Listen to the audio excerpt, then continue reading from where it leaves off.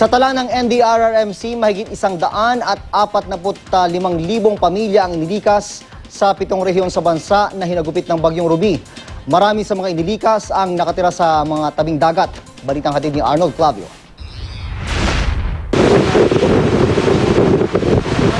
Panaka-naka ang ulan pero dama matinding ihip ng hangin sa Surigao City kagabi.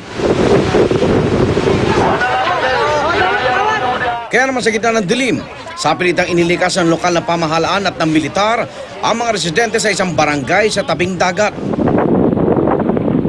Sa Dinagat Islands, naglalaki ang alon ng umahampas sa baybayin kahapon. Mahigit 1,600 residente naman ang inilikas dahil sa bantaning storm surge at landslide. Pero sa Roa City, Capiz, hindi alintana ng ilang lalaki ang malalakas na alon. Nag-swimming pa rin sila. Ipinatubad din sa lugar ang forced evacuation sa mga residente sa tabing dagat. Habang nag-aanda naman sa Bagyong Ruby, nasunugan ang isang pamilya. Ayon sa fire inspector, nagsimula ang sunog sa aircon ng bahay. Wala namang nasugatan sa insidente.